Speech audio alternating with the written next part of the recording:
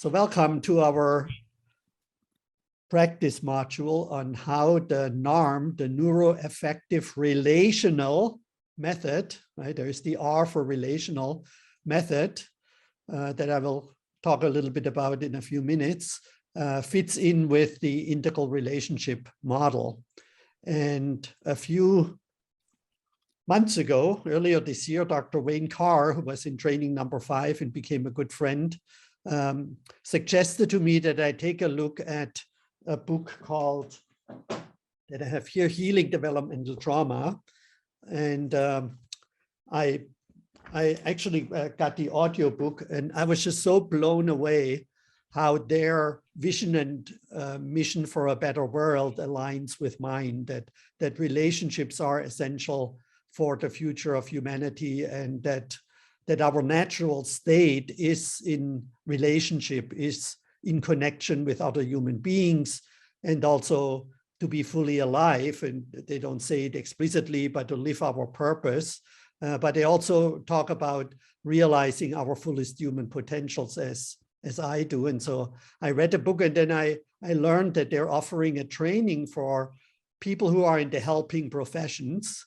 And so I signed up for the training, and a few weeks ago, after my book, Integral Relationship Practice, and here's the word practice, a manual for singles, couples, helping professionals, unbeknown to me, their book came out, and it's also a practical guide for healing developmental trauma. So, and I mean, I'm so psyched up, I cannot even tell you how excited I am. That they offer this training not only to psychotherapists who have a master's or PhD, but really to a broad range of helping professionals. And it's quite challenging. I just finished my first module, 3 days, or 3 times 6 hours.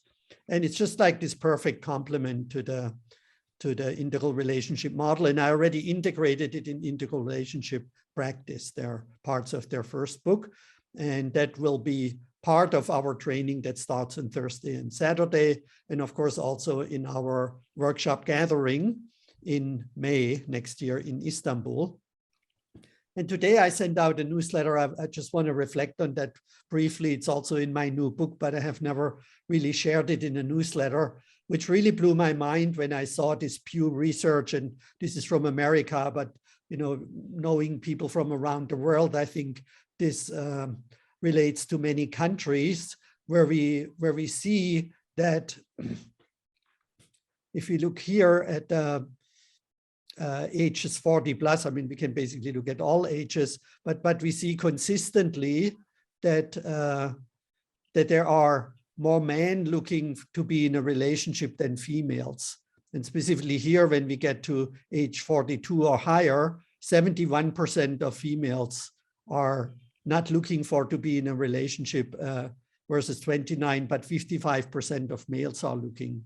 And so this is like a shocking evolution in human development, or in human evolution, where women were so dependent to be with a man to leave their family and to start like a new life with their husband. And now with modernism and individualism and independence, there is on average, 2/3 of men, single men, looking for a relationship, while it's only 1/3 of women. And on the other side, women, a majority of women finds it hard, 56% of women finds it hard to find a man who meets their expectation, while for the men, it's much lower. And for women, it's hard to find someone looking for the same type of relationship as they are. And on the other side, men find it harder to reach people than women. So I think this is a very important factor why I think the integral relationship training is so important. And the reason why that is that there is this difference is, I think, for 2 reasons. One is that we objectify each other. Males objectify women and women objectify males. And both genders over 40 want to have younger partners. So guys, this is not working, right? If you women all want younger men and you guys all want younger women, you're all going to end up single unless you get together with a guy or with a woman, right? If you're okay with somebody older than you are. So that's one factor. And the other factor, which is like really, never made any sense to me since I entered the New Age scene 22 years ago, is that women usually outnumber men by 2/3 or more in any spiritual or personal development circles. Right? I mean, I'm in this NARM training, and there's 100 people in the training, and I counted that 35 are men and 65 are women. So that's a fairly good balance. I'm not sure if I counted everything, but it was about, again, this 1/3, 2/3 ratio. When I was in the Calling into One training with Catherine Woodrow Thomas, granted the book is a little slanted towards females, but a general book, there were 90 women and 3 guys. And one big takeaway was that what these 90 women want is not a guy like me. I mean, it was like shocking that when I listened to them, what they wanted in a man, I went like, shit, this is not me. So, because I have the 3 B's, right? Bald, beard, belly. So that's a no-no for many, many women. It's a bit of a LA joke, but right. And so, and what else did I come up with? In our training, right? Oddly enough, we also have, on average, more females than men, even though it's a little bit more balanced. And that's why I wrote my first book called Integral Relationships, a Manual for Men. And so what I'm now realizing, let me hop to a few slides down because you all basically know about the training. So I'm not going to give you an introduction to the training now as I had initially planned.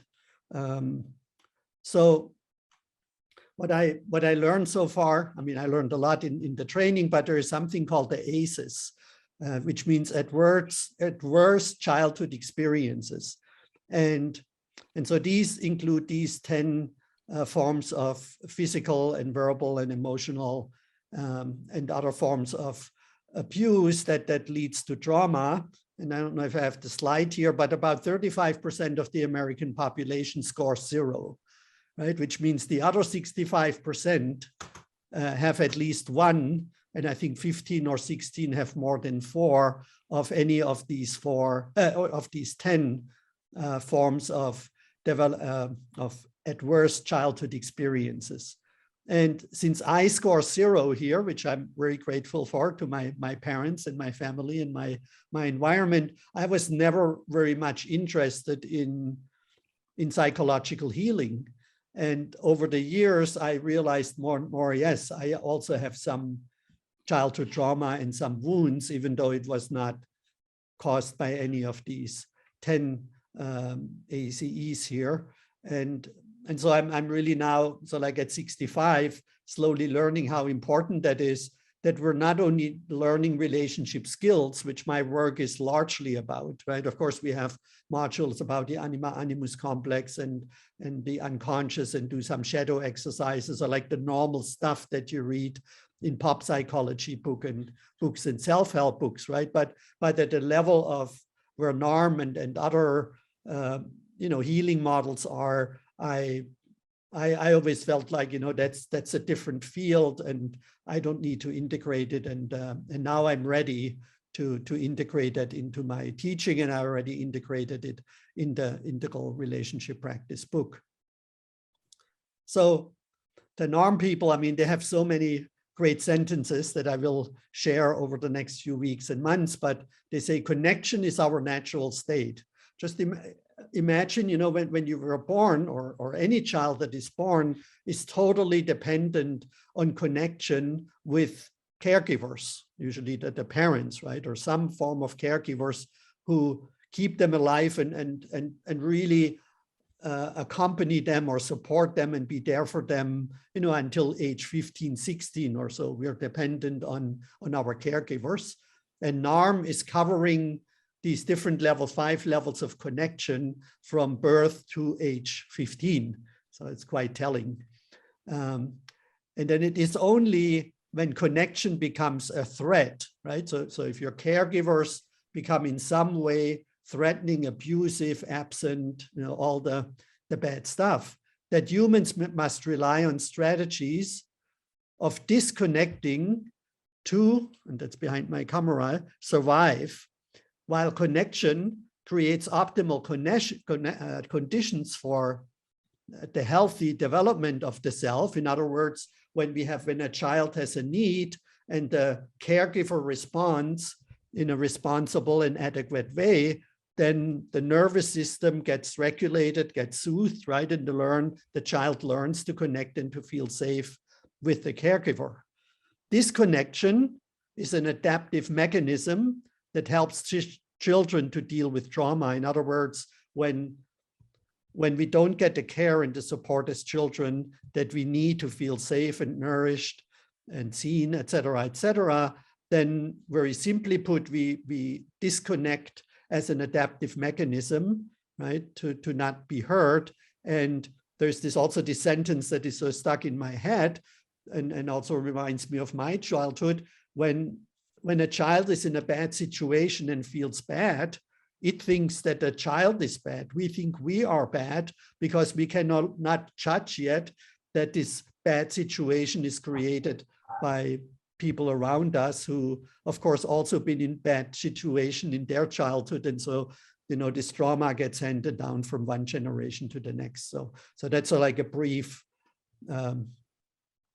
explanation where this NARM process is coming from. And it's quite different from normal psychoanalytic and other psychological approaches in that it is not harking back to childhood trauma, but they draw very much from mindfulness teachers. They mention Eckhart Tolle, from Ken Wilber, from developmental stages, and from Daniel Siegel, so that they draw from a lot of people who I'm some of them friends with, some of them trained with, or at least very familiar with their work.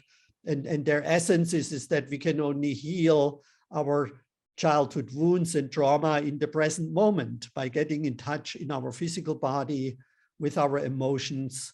And so it's sort of like an upward process of connecting the body or feeling, allowing us to feel into the body, and then also a top-down process. So it's not cognitive therapy or any other therapy form, but it's more somatically oriented by Peter Levine. He invented somatic therapy, and they draw a lot from him, from his work as well. So I mean, again, you feel my enthusiasm, and that's the first time I understand something around therapy really, and it totally resonates with me for obvious reasons. Okay?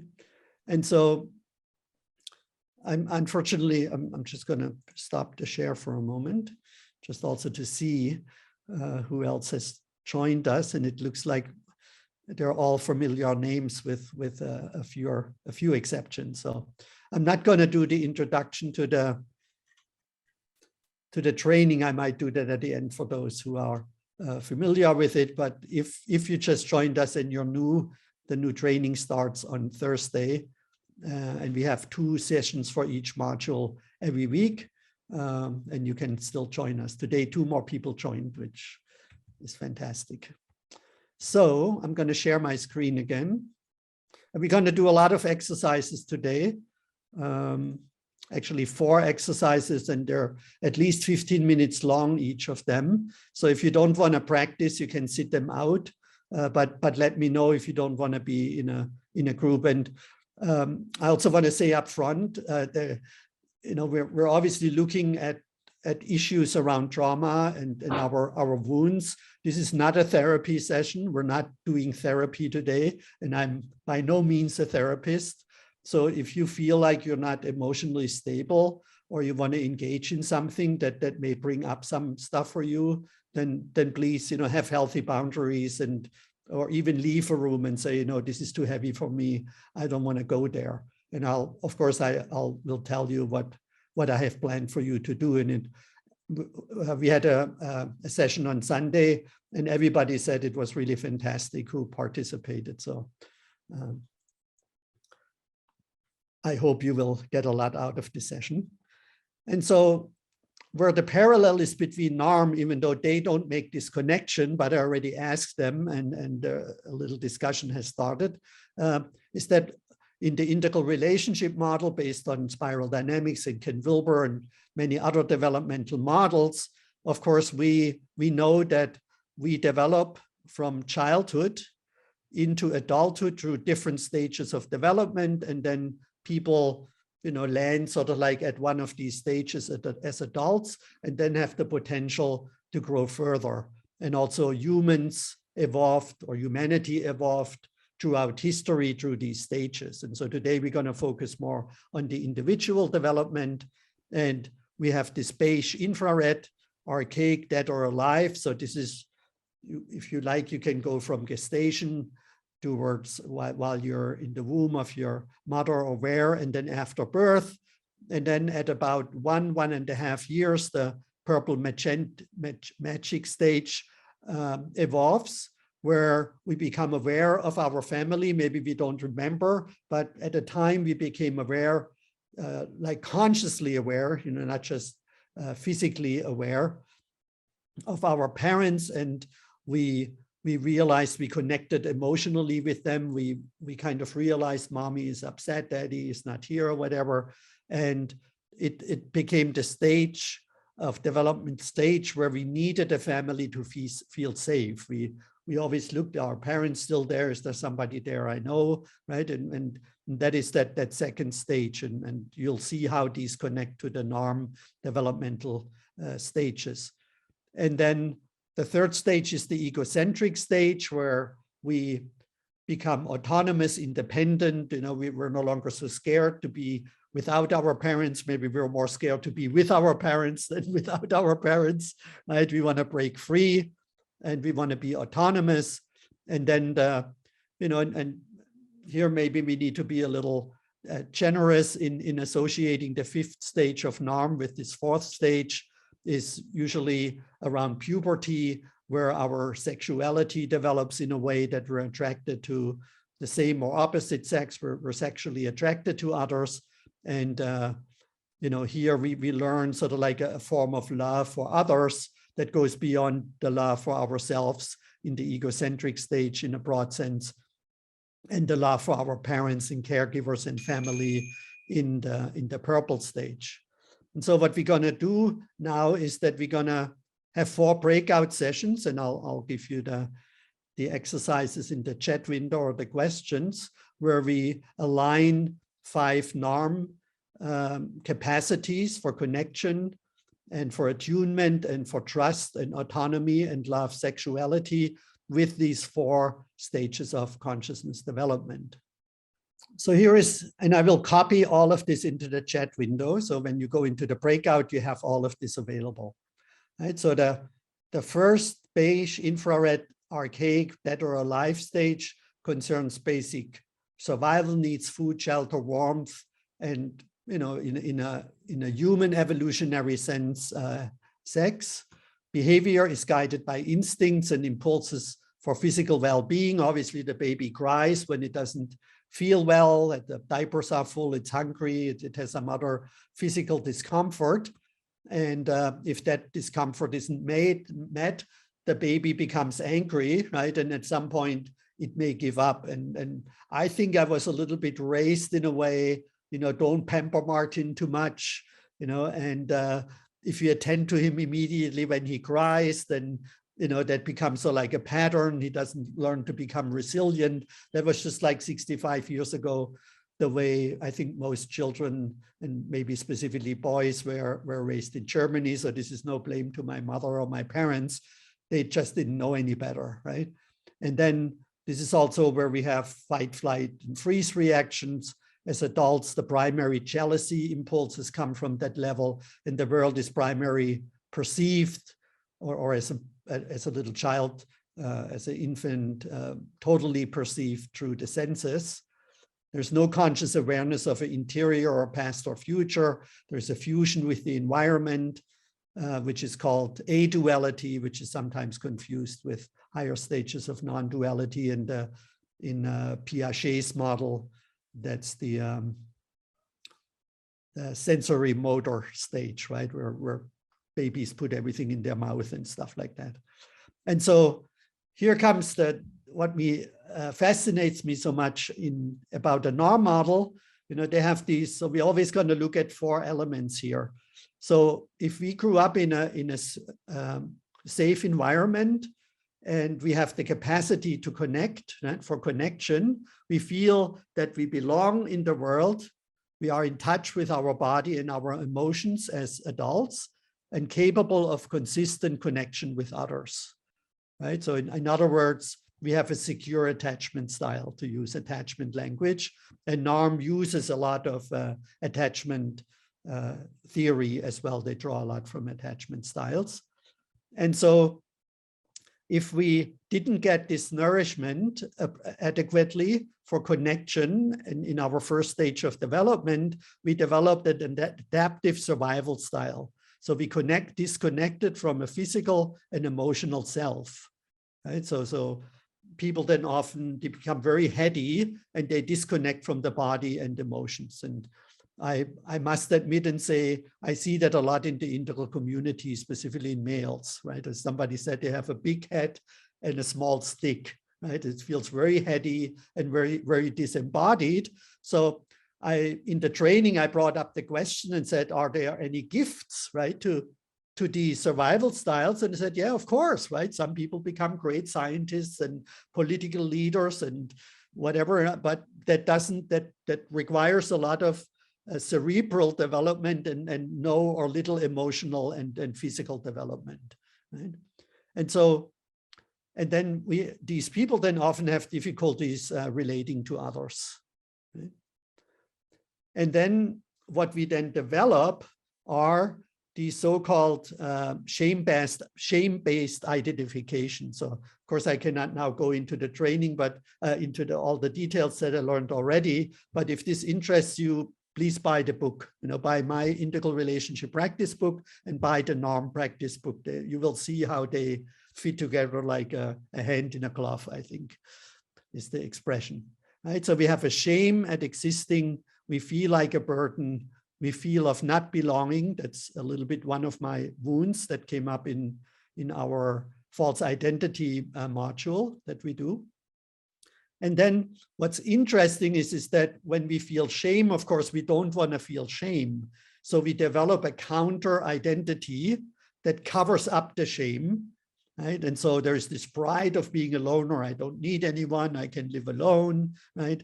Pride in not needing others and pride in not being emotional. And so the exercise I want to invite you to, right? Again, we're not going back in to create any healing, but just to share with someone and get to know yourself a little better and others, your practice partner. What do you know about your youth, right? How about your parents, your caregivers in the first 1.5, 2 years of your childhood, and which of these adaptive survival styles resonate with you? How does that show up in your adult relational life? Because then that becomes the key, by in the present moment, in the now, connecting with your body, with your feelings, when you do the therapeutic process, in learning how to respond differently and thus reprogram your neural system. That's why it's called neuroaffective. It really affects your neuronal and your nervous system, not only in the brain or affects the brain, but also your whole body so that you can heal. So that is like the theory around the NARM process. So Nicole has a question. So disconnection in that sense means that we feel uncomfortable when we connect on some level of intimacy with other people, right? That doesn't mean we cannot be in the workplace, but we probably want our own office, right? And we want to be a little bit the Lone Ranger, they called me in my work environment, right? Where we're probably not big team players, right? We want to do our own thing. And maybe our birthdays, we rather spend alone than having a big party. So that would be interpretations that I'm making right now. That's what we mean with connection, with intimate connection, right? So in the second stage of development, I already alluded to it a little bit, right? We call in integral the purple, magenta, magic, safe or unsafe stage. And this is where we show allegiance to elders, to our parents, grandparents, our close family. And we don't know any better than to engage in the customs of the family and the clan, how we celebrate holidays and the values in the family and all of that stuff. And we have our little sacred places and objects, our toys, our room, maybe a corner in a room, right? We live in this little magical world. We bond together with family, group, and tribe, and to endure and find safety. So this is true for a little child, but also for human evolution, people who live still in tribal stages, or, you know, hundreds of thousands of years ago were in tribes. We live in an enchanted, magical community, village, tribe world. We are full of wonder about the world, but there is no real individuality in the sense that we can say, hey, I'm going to go on vacation for 3 weeks, right? If you're a 3-year-old, or that you say, you know, I'm gonna be part of another family or something like that. Even, you know, if people have abusive parents, there is still often this deep bonding, and people who are kind of stuck on this level, you know, often then, you know, I never experienced that. I don't want to say that I don't want to say it's good or anything, but from movies and stories, often I hear that people not just stay in abusive relationships because they don't know anything else. So that is really sad, of course. There's a false beliefs in magic and fairy tales, and they're superstitious, irrational, and children, of course, often confuse cause and effect. So that's the description of the stage. And so I'm not a NARM expert now, right? But I understand the basics. And here, you know, we learn to attune emotionally, not only to follow impulses, but we realize that we have certain feelings and that other people have feelings as well. They may be very simple, right? But we realize mommy is sad, daddy is angry, or we're happy or something like that. And so this is where we develop this capacity for attunement and emotions and also to know what we need, right? What we want, what we don't want. And we recognize, reach out for, and take in physical and emotional nourishment. So it's no longer an instinctual impulse like in the first place, but, you know, we may say, mommy, I want to cuddle, or, you know, come into bed with me, and you know, we want to feel safe and connected, and to take in the abundance that life offers, right? Again, the little children, everything is like amazing, and there's almost an overwhelm of new things that we learn and attune to. And so if we develop this, what's called an adaptive survival style, because we didn't get the attunement, the emotional connection, and again, that's not the failure of our parents often consciously, but they didn't get the nourishment, the attunement from their parents, or were traumatized in other ways. And then it's, of course, then hard to extend that to their children. Difficult knowing what we need, feeling our needs do not deserve to be met. And then the shame-based identity is that we then often become needy, unfulfilled, empty, undeserving. And this is then often overshadowed or overlaid by this pride-based counter-identification. Right? And that's often then seen as positive thinking or of you know, being strong. And what we learn in this NARM training is that when clients kind of show these pride-based counter-identification, in this case to be the caretaker, pride in being the shoulder that everyone cries on, making themselves indispensable and needed, pride in not having any needs. If you're familiar with the Enneagram, that sounds very much like a type 2. Maybe for some of you that came up in your mind, right? But what that does in an unhealthy way is that really covers up these shame-based identifications, which are prior, right? They're primal, and they get covered up and countered by these pride-based counter-identifications.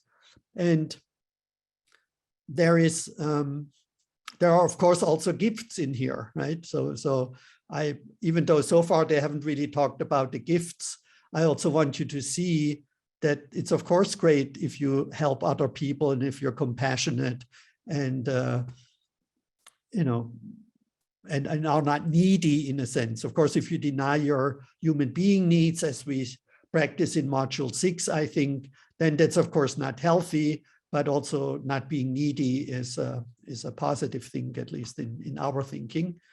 And so I also put the NARM trust survival style into the second stage of our childhood development. And the trust survival style, again, is necessary that we can trust our parents to give us some leeway, right? That we can play on our own. Maybe we can run around the house or go into the backyard. But we can trust that if we cry or get into trouble, that our parents are there for us, and also that they don't let us get into trouble, right? So if we run away too far as a 4-year-old and get lost, then that can, of course, also be traumatizing if nobody comes that we're familiar with. So that the trust survival style, or this capacity for trust, I should say, also develops in that area. An inherent trust in ourselves and others. We feel safe enough to allow a healthy interdependence with others, right? So it's not independent yet, but an interdependence with others. And if we didn't develop this trust, capacity for trust, then the adaptive survival style is feeling we cannot depend on anyone but ourselves.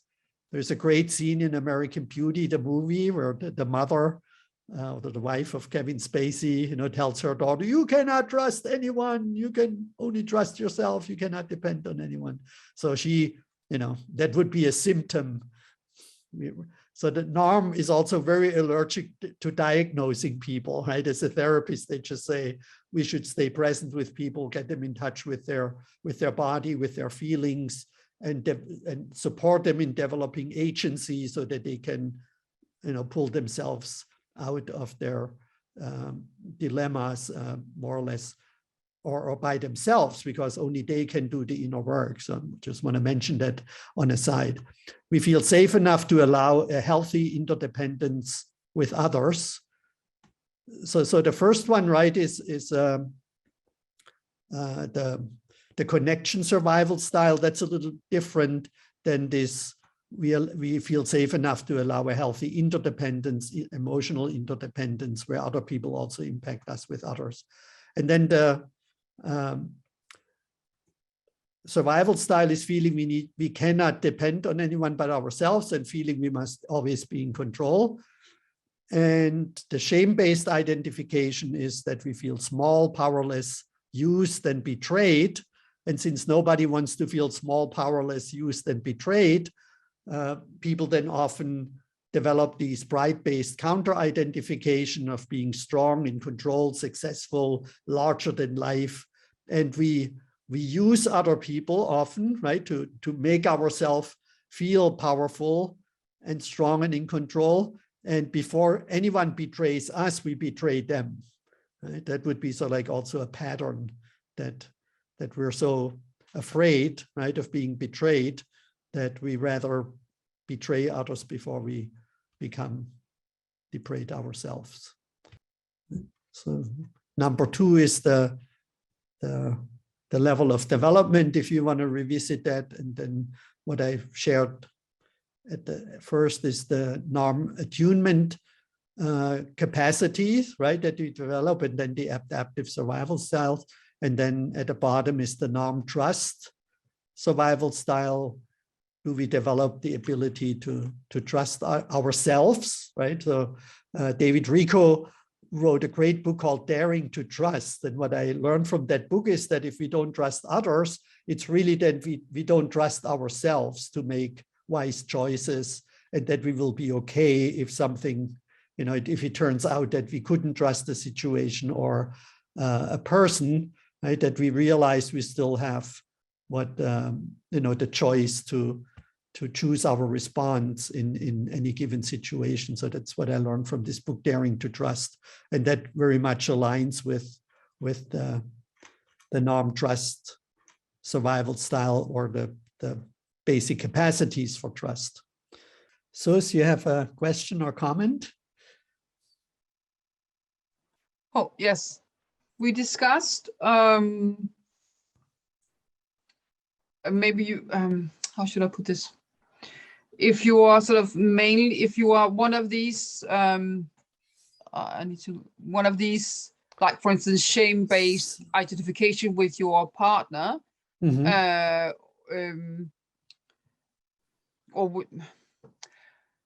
hard to find the words now. Are you sort of, how static is this? Is it flexible? Is it moldable, depending it's very relational on partners and so on? Yeah. So it's NARM, again, stands for neuroaffective relational, right? So some people trigger us, some people don't trigger us, some situations trigger us, some don't, and that also depends on in what environment we are in.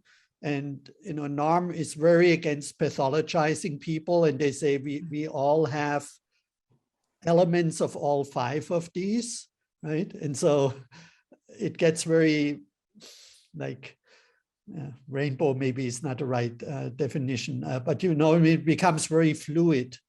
So we can, if you're interested in diving in deeper, you then can maybe realize, oh, now I'm avoiding connection, now I'm not trusting, now I'm not emotionally attuned, right?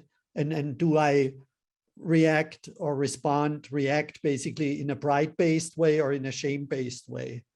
And now we come to the next one called autonomy, which they also refer to agency. And I think agency would be the better word for that, but they use the word autonomy. I thank you for the question, right? Again, I want to stress, I'm in the beginning of the training, even though I listened to the book 3 times now and reading the second one. But they stress, that we're all over the place, and these are not ultimately pathologies.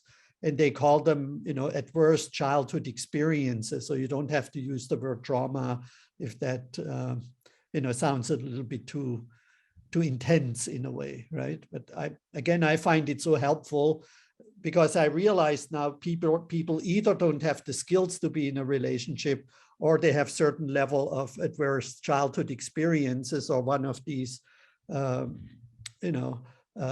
responses to life situations that prevent relationships. And so that's why I'm so excited about this. So we come to the next stage, and so now we come to what we call in the integral relationship model, the egocentric stage, where we basically evaluate our experiences as good or bad for me in the now. And in NARM, they say there's actually like 2 phases of this egocentric stage in around 2, right? When children learn the word no, right? But this is more the attunement, right? That the child feels it wants something or it doesn't want something. So then later is really this stage where children come into their own power and they want to be independent, right? Leave me alone. Don't tell me what I can do or not can do. And what they want to be spontaneous, uninhibited. They want to be carefree, alive, authentic, expressing, refreshingly open. And they want to escape the domination by others in nature. So they're no longer looking around, is mommy watching when I'm on the bicycle or something? They want to take off with a bicycle. And, you probably all, or we all know elements of this in our youth. I mean, in my upbringing, actually, that happened mostly when I was 22. When I moved to America for the first time, and, really escaped the domination of my father, who was very well-meaning and supportive, but he just he wasn't attuned to who I am and what I can be and wanted to be. And so I escaped that relatively late. Avoid shame, feel no guilt, demand respect, and set narrow boundaries. And so that the limited views there, it can be selfish, express the self, the hell to others, aggressive or passive aggressive, wants it all, wants it now. And there's not much concern for the future consequences and fight to gain control at any cost, gratified impulses immediately, and ignoring the past and future brings bliss. And so when this goes relatively well, right? So we can claim our autonomy, and we can, last night I watched something about an American soccer star. She's 15 or 16 now and just made the national team. And with 7, she wrote down basically her career path, and her family supported her in that. So that reminded me a little bit of this capacity for healthy dependence and interdependence. So you see here, this autonomy doesn't mean sort of like to become hyper individualistic, but for independence and interdependence. And they use the term agency that we use in the feminine masculine polarities for having the capacity to choose our behavior by our own will, right? And so we choose the capacity to heal or to be in a healthy relationship, for example. Agency also doesn't mean really to be alone, but to maintain the wholeness of the group, so to maintain a relationship or a family. To be able to say no and set limits, so that the healthy boundaries that we often talk about, and set limits without others. So able to say no and set limits with others. So I said it correct here now. And to speak one's mind without guilt or fear. That's the healthy autonomy. And so if we are not able to do that, which in my case, my upbringing was the case, we may then feel like a burden and pressured, or we feel burdened and pressured, and have difficulty setting limits and saying no directly. And if we don't know what to say no to, we implicitly also don't know what to say yes to, right? So that's, I think, very important to know that whenever we say no to something, we're implicitly saying yes to something else. And if we can say no, then we can also not say yes. That's not NARM, that's my own interpretation here. And the shame-based identifications then are that we often have this repressed anger, or we're constantly angry, we're resentful of authority, we're rebellious, and we enjoy, in a strange way, disappointing others. Right? That's our anger and frustration turned outward. And then, as we already covered 3 times now, this is often then underlined, or there underlies the pride-based counter-identification of being the nice girl or boy, being sweet, being compliant, being the good boy, girl, and fear of disappointing others, right? And if you think a little bit more about this, or maybe you read in the book, you see how important it is to see that these pride-based counter-identifications cover up a layer below of these shame-based identifications. And we have a whole 2 modules where we have this exercise where we go through these layers of the primary emotional reaction, the underlying vulnerable feeling, the belief that underlies that feeling, and then our deepest fear and our false belief. And that process aligns somewhat with the strategy that, or the method that underlies the NARM model, the neuroaffective relational model. We come to our last segment, and that's, of course, what I'm personally very appreciative of in the NARM method, because that's usually often not really a big part of traditional therapeutic approaches, and that's the love and sexuality capacity. And so we're gonna look at that now and then do another 10-minute breakout on that, not because it's not important, but because we're running out of time. So very briefly, day 2 associated to the blue amber mythic developmental stage, which generally emerges for most people around 15, 16, when they go into puberty and get interested in other people romantically, sexually. So I'm not going to read all of this now, but this is where we try to find meaning, hope, and purpose in life through affiliation with a higher authority that's usually not our family, right? So we join educational system, the military, a school, a spiritual community, a church. Somehow we find sort of like community with others, and very often this is where we have our first romantic experiences. At least that's how it was for me. But the limited views there, it's very dogmatic and often rejects modernity, and there's like a us versus them thinking. And so in the training, we will look then on the higher developmental stages, and NARM really stops there.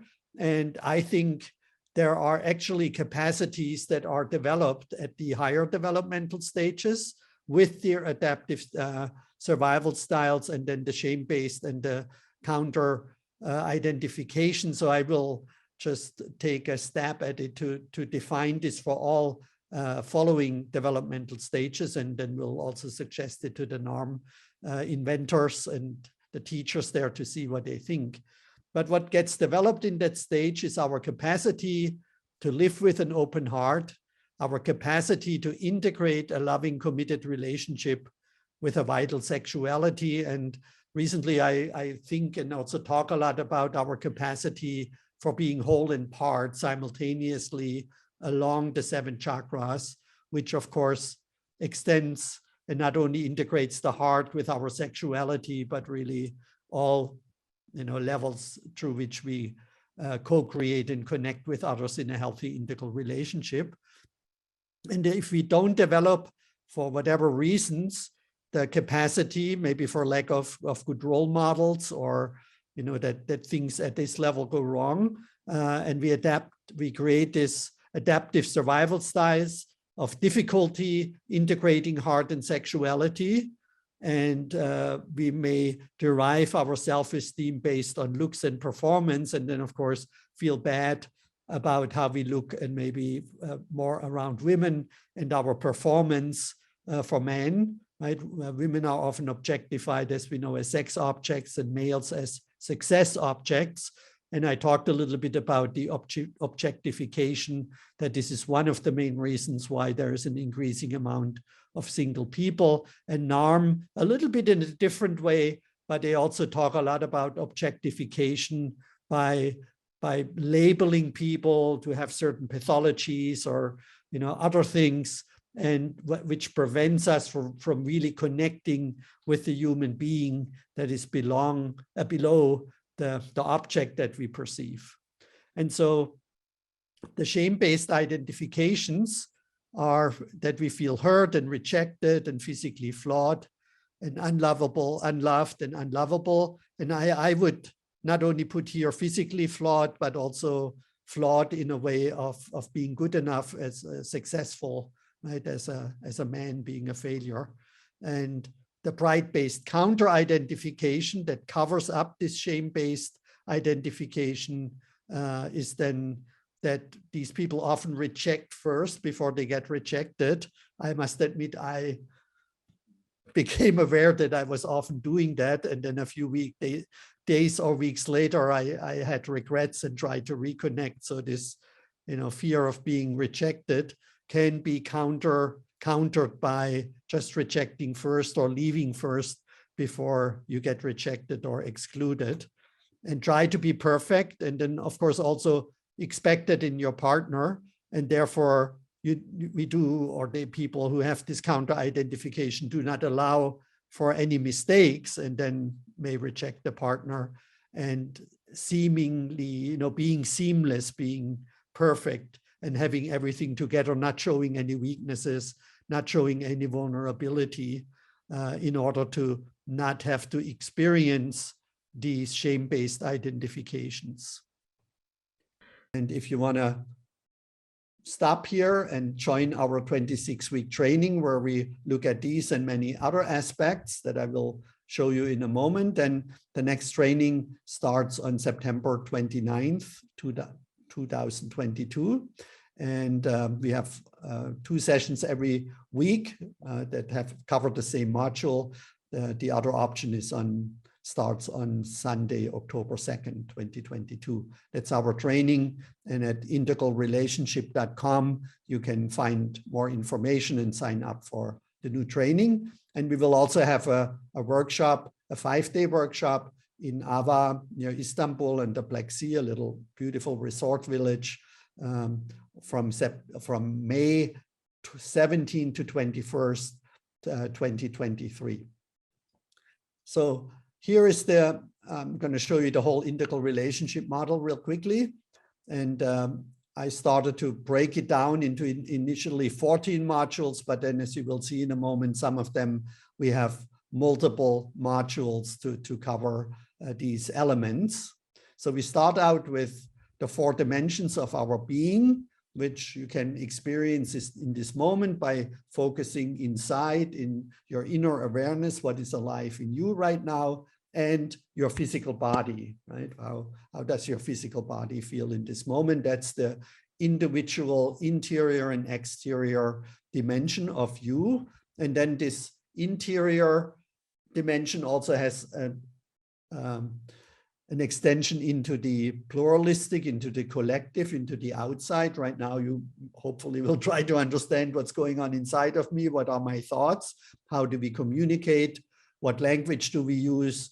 Do you share these ideas that I presented so far? Do you not share them? What is our shared we space? What is your culture? How do you communicate your interior, and how do you receive and resonate with the interior of other people? And also your physical body has, of course, an exterior physical environment, like the clothes you're wearing right now, the air that I'm breathing, that you're breathing, your food, your home, your job, your money, your modes of transportation, etc.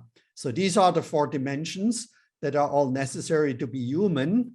And often when we get attracted to another person, we're not really looking at all these 4 dimensions, and that can create problems in relationships if these 4 dimensions are not balanced and harmonized.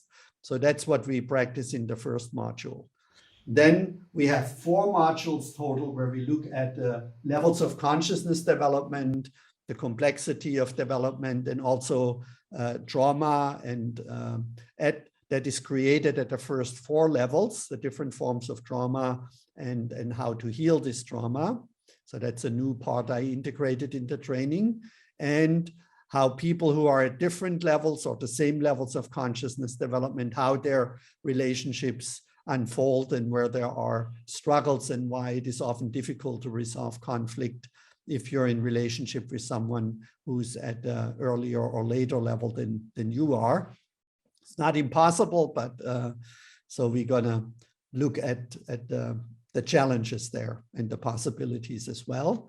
And we also look intensely on how this growth is happening when the challenges that we face in life and specifically in our relationships are greater than the tools that we have available to deal with the challenges. So let's say you're at a mythic level, the challenges are down here, everything works well, but if the challenges increase and your skills and tools that you have available to deal with these challenges are lower than the challenges, then the only way to deal with them is through transformation to the next higher level. When you hit a wall, as we say, right? I hit a wall in my life, and then this transformation usually takes a few years to the next higher level. Then life will be great for a while, and then you may hit a wall again and get to the next level. So we also look at this transcend and include, that the earlier levels get partly transcended, but also partly included. And we look how feminine or often females have a tendency towards growing by transcending and including, and males or more masculine people have a tendency to transcend and exclude, and both of them have their problems. And we're going to look at the healthy aspects that should be included on each level and limited views that should be transcended. And this often leads to males perceiving females as more complex if they include a lot of these previous levels, and females often find men somewhat not so evolved, let's say, because they exclude a lot of the earlier levels. So we will explore that as well.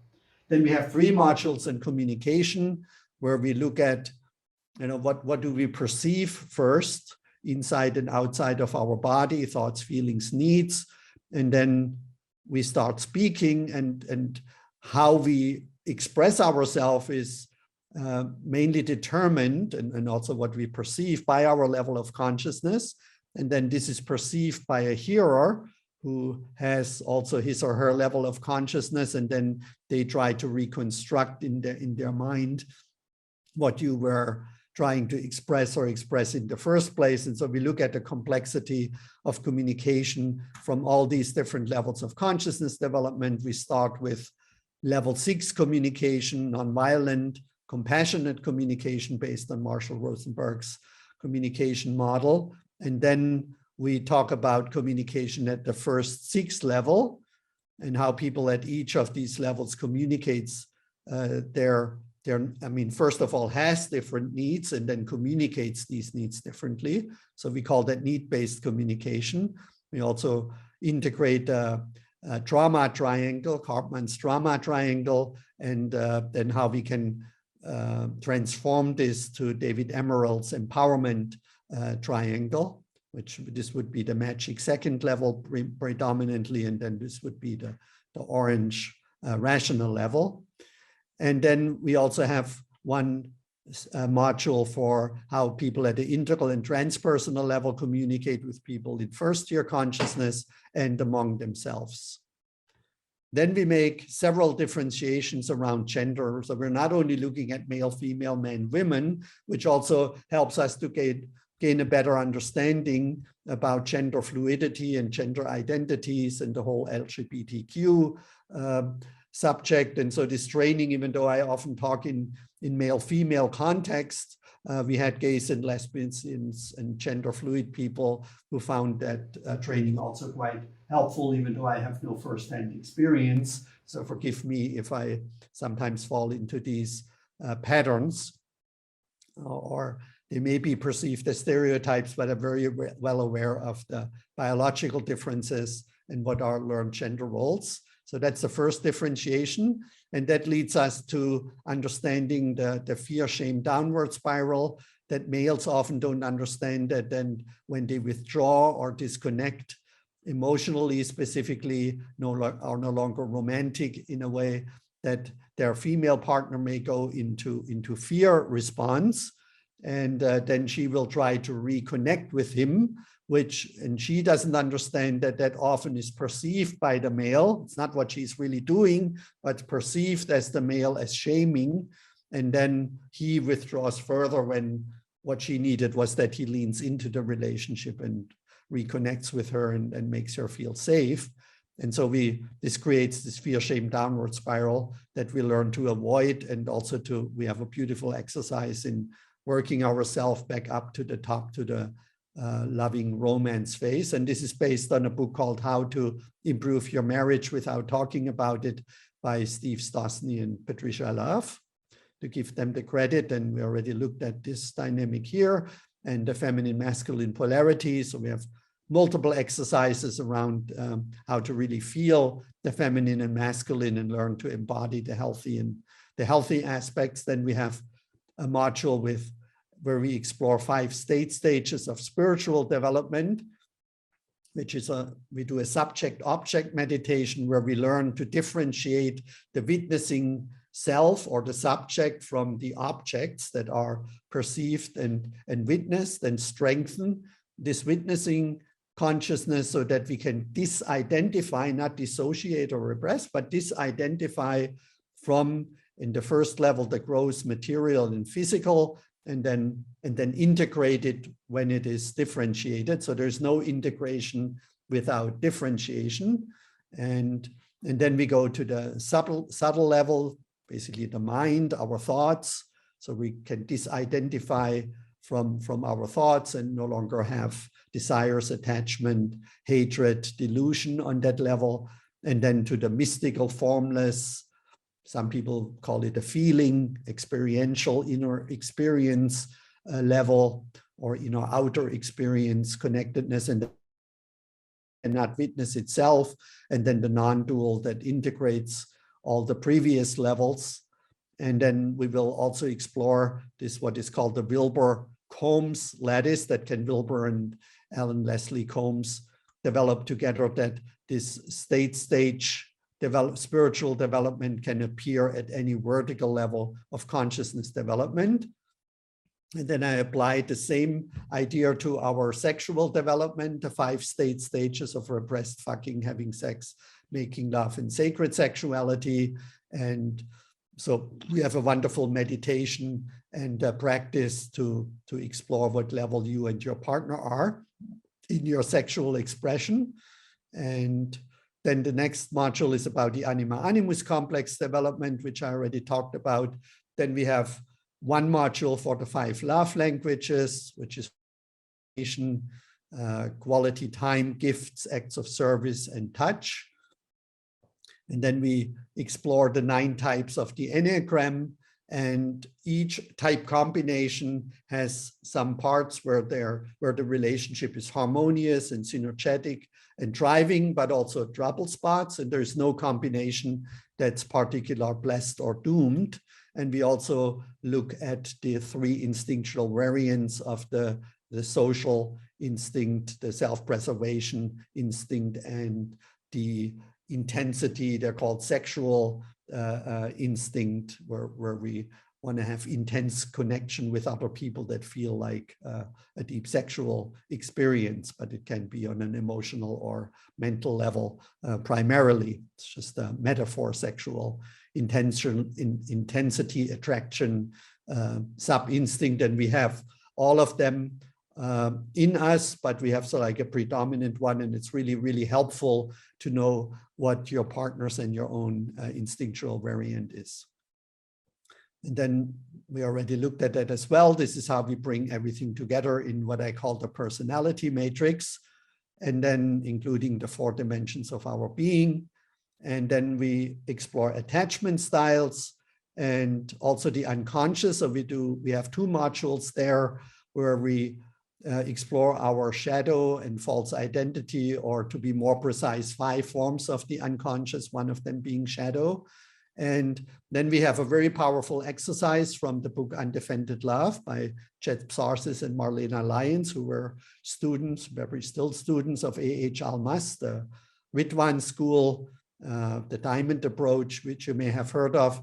And this exercise allows us to go through these different layers that prevent us from loving undefendedly because of our fears, fear being the opposite of love. So we first look at or experience our primary emotional reaction to our partner's reality.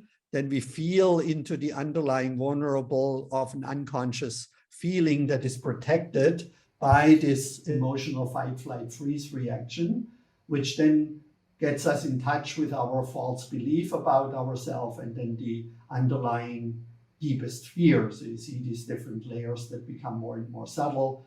And then you get an affirmation about your true identity, which then allows you to heal your unconscious and parts of your trauma. So this is not depth trauma psychology, but in most emotional reactions that we have, couples can learn how to deal with them between them by doing this healing process, save a lot of money in couples therapy, their love and their connection, and prevent potential breakups if they are, at similar levels of development in here. So that's always the prerequisite also for this work. Then we look at borderline narcissistic and histrionic personality disorders, because often in spiritual communities and personal growth communities and groups and trainings, we see a higher than average amount of people with personality disorders who feel very drawn to empathetic, evolved people who are engaging in these groups and trainings and communities, and are often very unaware or totally unaware of personality disorders. And we're not diagnosing people there, but we're just bringing a basic awareness to what are the symptoms as outlined in the DSM, the Diagnostic and Statistic Manual, and have a conversation and 3 exercises around that. So it is not about being judgmental or becoming a diagnostician and diagnose people, but just to bring awareness to the dynamic. And for some people who have been or still are in relationships with people with personality disorders, we look at something called 22 stages of decline that these relationships are often go through. And then we look at Robert Sternberg's triangular theory of love, of the elements of intimacy, passion, and dependence, and the 8 forms of love, from non-love to integral love, that through certain lengths of the sides of this metaphorical triangle are experienced by each partner, and also 6 forms of dependence, from codependence to dependence to independence to interdependence to interbeing to interbecoming, and several phases of love that we go through, driven by hormones, from lust and desire to attraction, to romance, to the conflict phase, to the commitment phase. So that's one module. And we not only have, each partner doesn't only have one triangle, you know, how they perceive the relationship, depending on their level of intimacy, passion, and dependence, but one for the actual reality, one for the projected ideals, and one for the intention of each of the partners. So this is just one couple here. So you can imagine when you're in a polyamorous relationship with more than one partner, 2 or 3 or 4 partners, then the complexity is multiplying and is exponential. And then, so like the last big part of the training is about purpose, as I described in my second book called Sex, Purpose, Love, which you see here. So the purpose part, the sex part is what we covered so far, understanding our gender and our humanity. And then the purpose part and how that impacts love. So that's the second book.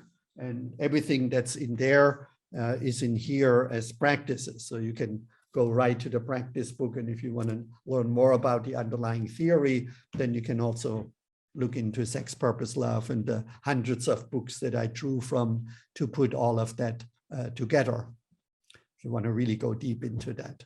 So purpose, I make a differentiation between 3 different purposes that we have.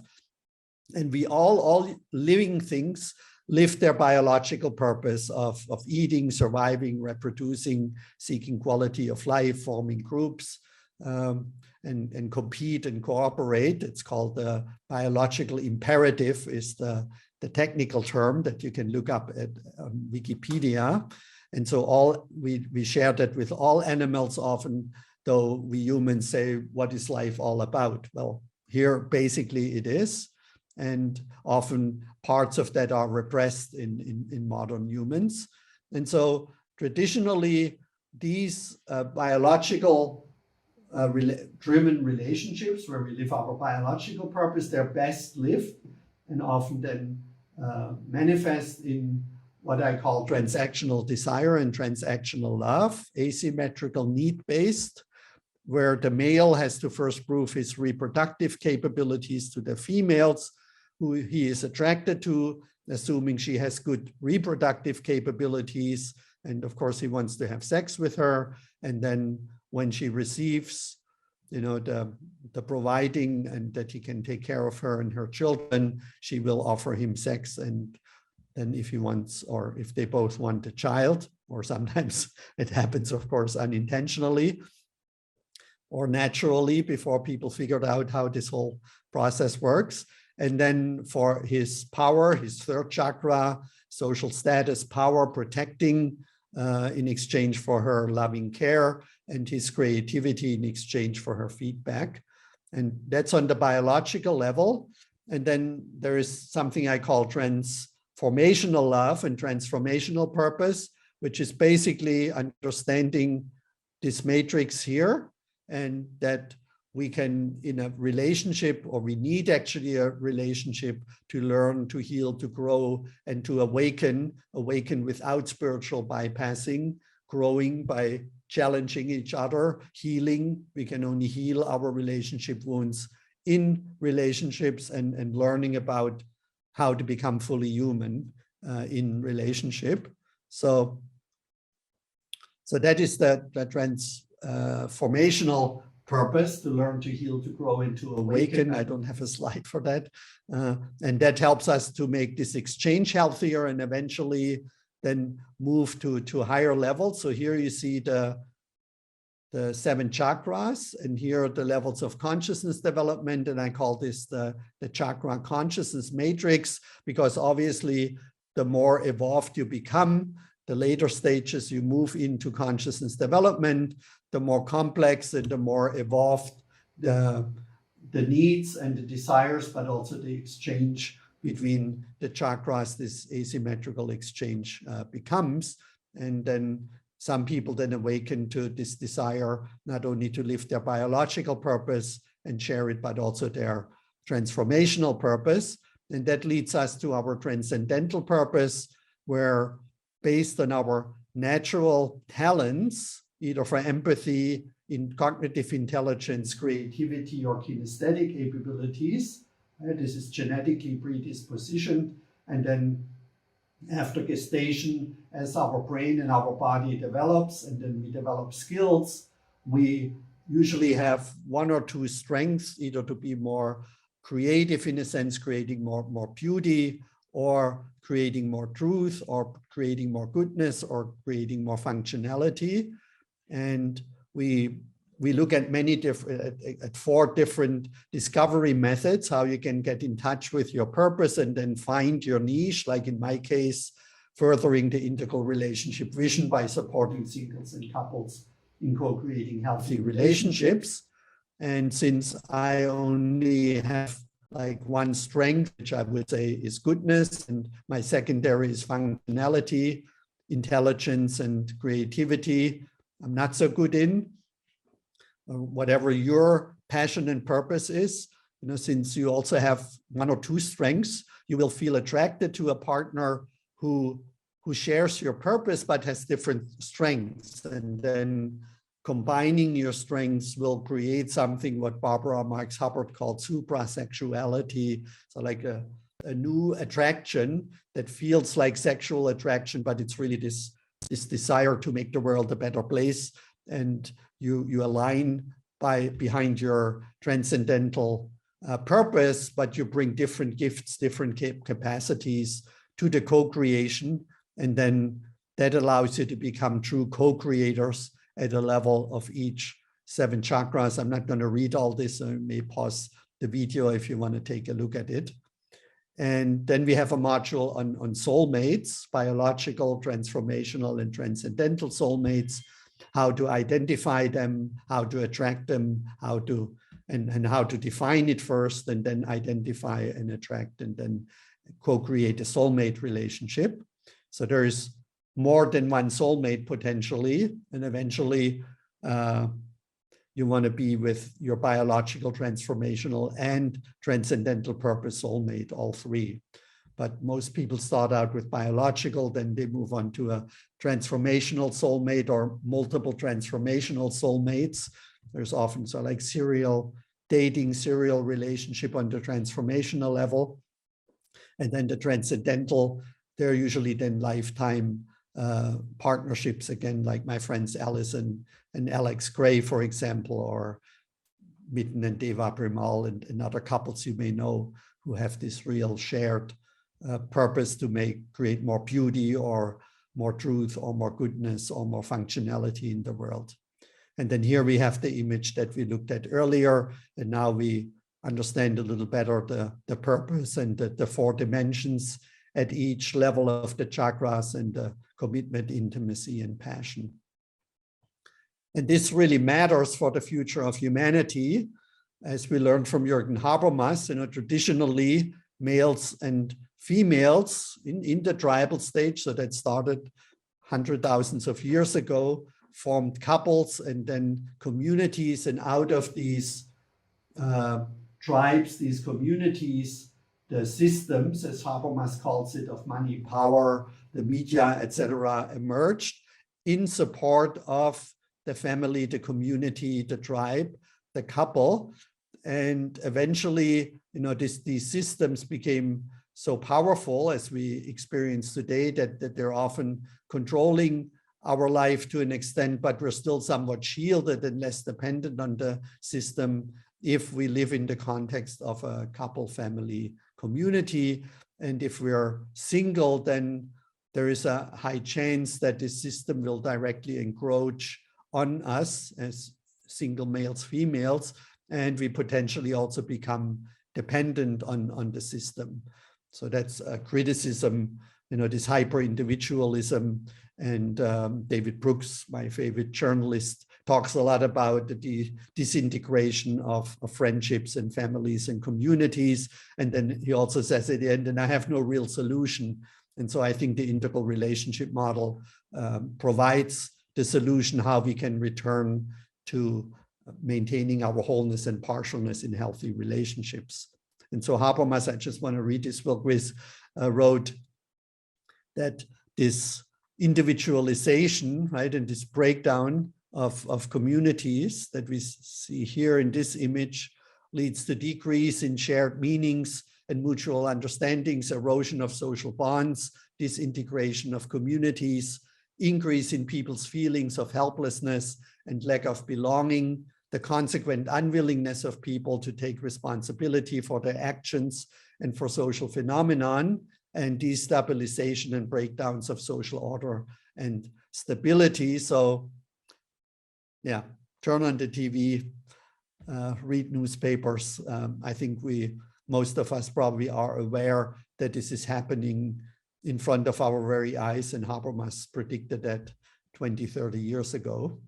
We also see that people at earlier levels of consciousness have way more children than people at later levels of consciousness. And so that's one reason why we see so many challenges to democracy and what some people now call illiberal democracy. We see a lot of these autocratic leaders and people who are liberals and democratically oriented and postmodern. They're very concerned about that there is this backshift, we're feeling we're moving back into mythic societies and autocratic societies, and that's already happening in many countries, most extreme like in Afghanistan with the Taliban, but also in other countries. So one of the reasons, if not the main reason, is that people in later stages of development procreate much less than people in earlier stages. And so we also see that if you look at the world fertility rate, that in the Northern Hemisphere and also down here, most countries now have birth rates that are way below 2 children per woman. And since people become older and work longer, we don't fully see the effects yet. So, and these economies are often thriving because we have very few children and not so many old people yet, and a lot of people in productive ages. But this is now moving higher and higher, the average age in countries, and that will create problems that never happened before in human history. So there's a book called 8 Billion and Counting, where the female author analyzes this dynamic, and only in sub-Saharan Africa will we add about 2 to 3 billion people, or the people there will add them. So we will kind of level out at 10, 11 billion, and then the overall humanity number of humans on the planet will decline. And that, of course, also creates huge potential problems. So we look at 8 different reasons why relationships matter. These were only 3. And then you get a certificate at the end of the training, and it's 26 2-hour live group sessions. You can pick between 2 sessions each week. And if you don't want to do the training, have more an experiential life workshop, you may also sign up for the workshop in Ava near Istanbul from May 17th through the 21st. And Khaled Al-Shibiri with his wife will be there and co-facilitate and co-host. And they're a wonderful integral couple with a shared purpose and passion for raising consciousness. based on the Enneagram, but also mystical teachings. He's just an amazing teacher and human being, and so is his wife. So hopefully you can come, and we have other people who will come who will contribute to the training based on their expertise.